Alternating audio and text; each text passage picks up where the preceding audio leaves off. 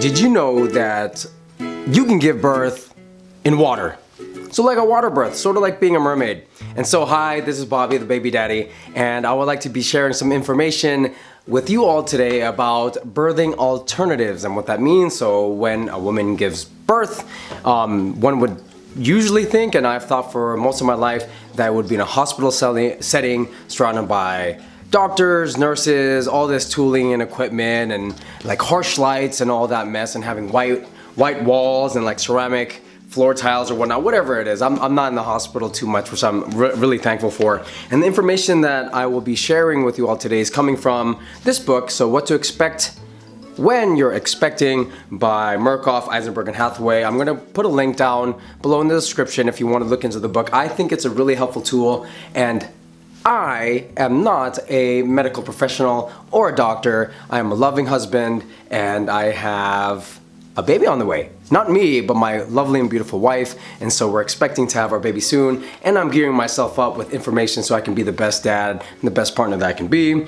And so let's start with water births, right? So according to this book here, the womb is a nice, warm, and wet environment in which the baby is living in for 9 months, give or take, while the baby's developing, getting ready to come out and be birthed, right? And so if you have a water environment available, that's sort of going with the concept that you're going from a warm, wet environment into another warm, wet, and loving environment. And this is a process, a birthing process, that according to the book is widely accepted amongst midwives. So if you're gonna choose this route, it would probably be in your favor to, if you are a low-risk pregnancy,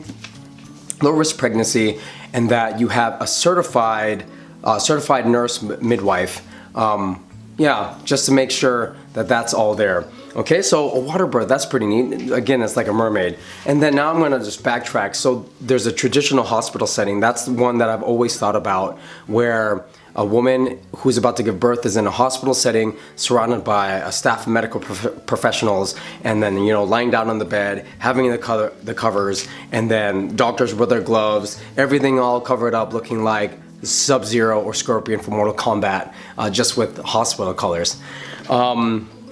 But nowadays, there's way more control that a woman and a family can have when it comes to birthing. There used to always be, or I don't know, because I wasn't living back a couple decades ago, but according to the book, traditional setting, there wasn't much choice. But now there's choices, and there's different levels of convenience a person that can have. And so let's go with family-centered care.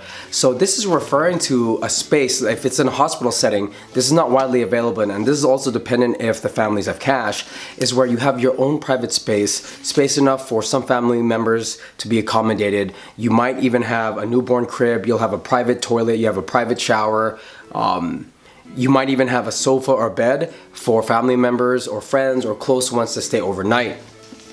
And so if that's what you would want, check to see, and especially if you have money or if your insurance covers it, go check to see with your provider if that's something that you can access if you like it like that. Then here's birthing room. So a birthing room is the next one. What's the difference between a birthing room and like a traditional hospital setting is that the women can probably stay in the same room. So women giving birth, being able to stay with their child rather than their child being whisked away to be put into a nursery behind, glass windows and glass doors to be observed by the healthcare professionals that are there.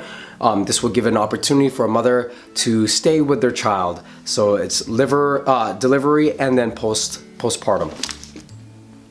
All right. And again, for this one, it's available primarily for women who are low-risk pregnancies. Next up is birthing chairs. So I didn't know about this. So a birthing chair is one that supports a woman in a sitting or squatting position during delivery. And a big plus with this is that if a woman would want, they can observe the birthing process better this way. And yeah, you have the assistance from gravity, well, theoretically speeding up labor. So if you want to try that out or find out more information, go check out with your healthcare provider about birthing chairs.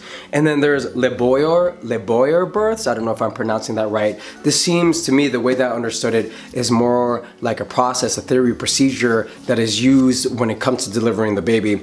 So instead of having things that are harsh, example, like harsh fluorescent lights, or just the sounds of having a hospital. What this does, like the process here with a full-blown quote-unquote laborious birth, is one where the environment plays soft music, has soft lights, and a warm bath for the baby. And again, with this laborious type births, I guess here in America, I don't know if it's widely available, but according to this book, and this edition was published in 2012, that it isn't. But if that sounds good to you, I'd say I'd give that a shot. That sounds just nice. Especially if you're in that environment, to have, you know, soft music playing, you have soft lights, so you just don't feel like you're in an ER or something like that. Okay, so we've already talked about water births. The next and the last one that I'll be sharing with you all today is home births. So hospitals aren't your thing. If you don't want to be hospitalized, there's that option available where you can have it in your home environment, where your friends and family can be there when the newborn is born, and that's a great opportunity, right? There's a couple downsides to this. So if there's any complications, if there's emergency C-section or cesarean section then that's needed, or resuscitation of the baby is needed, those tools and equipment may not necessarily be there. So there's ways that you can arm yourself. I take it, according to this book, you know, make sure that you can have a professional if they're willing. I don't know how it is with medical laws. Again, I'm not a doctor, but having a certified nurse midwife with the ability to contact a physician right away, that's one. Again, this is for low risk pregnancies, low risk for complications. And then having transportation is crucial. So if anything does happen and there's no equipment or staff available for that to happen, that you have the means, or the family has the means, to take the pregnant woman over to hospital if needed. So if you're thinking about doing that, you know, I'd say definitely go back with your team. Look at my other video that I put on about like different practitioners. Having that team there is just great. Make it 360 all around. You know, you want prenatal care, you want care during delivery, and you want care afterwards for the baby and for the mama and for the family. And so yeah, thanks guys and ladies, everyone, for stopping by and watching my video. Hopefully this was helpful and informational. If you liked this, it was good content that helped you out in any way, please like and subscribe. You can check out my new blog. It's also in the description. And if you want a link to this book, it's also in this description. And until next time, this is your boy, Bobby the Baby Daddy. Peace.